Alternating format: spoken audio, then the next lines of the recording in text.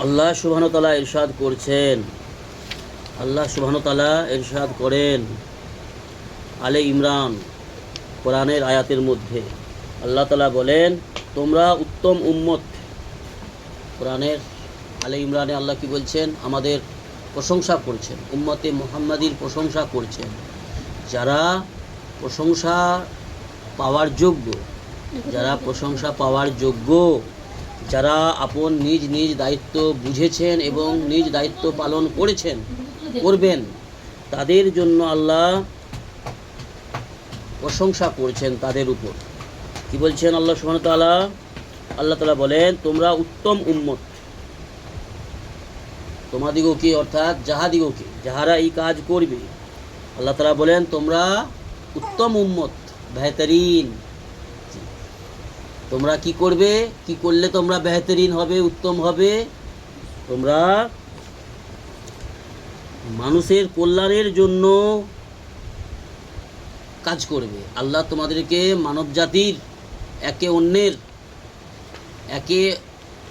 অন্যের পরস্পর সকলের দায়ী, সকলের জিম্মেদার, অর্থাৎ প্রত্যেককে দ্বীন ইসলামের ব্যাপারে অবগত করবেন, চর্চা করবেন, আলোচনা করবেন। তোমরা হচ্ছে উত্তম উম্মতে মুহাম্মাদি। তোমাদেরকে মানব জাতির কল্যাণের জন্য পাঠানো হইয়াছে, আল্লাহ বলছে। জি, তোমরা নেক কাজের আদেশ করো। তোমরা মানব জাতিকে একে অন্যকে নেক পথে, দিনের পথে, নেক কাজের, ভালো কাজের হুকুম দাও। জি হ্যাঁ দাদা, তোমরা নেক কাজের আদেশ করো এবং মন্দ কাজ হইতে নিবৃত রাখো।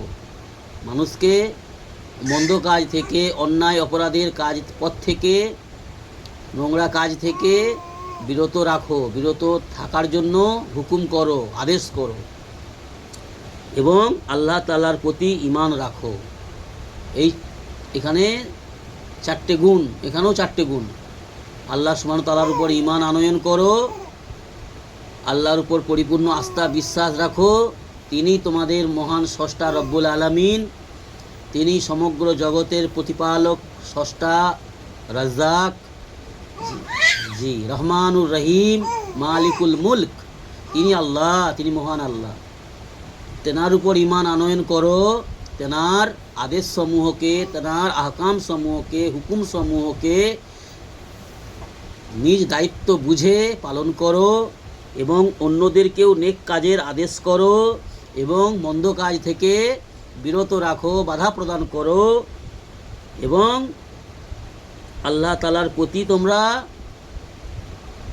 আল্লাহ সুবহানাহু ওয়া তাআলার যে সমস্ত প্রতিদান দেওয়ার ওয়াদা করেছেন, আল্লাহ তাআলার হুকুম আহকাম সমূহকে মেনে চলিলে, আল্লাহর আদেশগুলিকে পালন করিলে, আল্লাহ সুবহানাহু ওয়া তাআলা যে সমস্ত বদলা দেওয়ার আদেশ ওয়াদা করেছেন, যে সমস্ত বদলা দেওয়ার ওয়াদা করেছেন, সেই বিষয়ে আল্লাহ পাকের উপর পরিপূর্ণ আস্থা বিশ্বাস রেখে তোমরা জীবনযাপন করো রাসূল সাল্লাল্লাহু আলাইহি ওয়াসাল্লামের সুন্নত তরিকায়। তবেই তোমরা সফল ব্যক্তি এবং সুন্দর বেহতরিন উম্মত। আল্লাহ আমাদের সেই বুঝ দান করুন। আল্লাহুম্মা আমিন।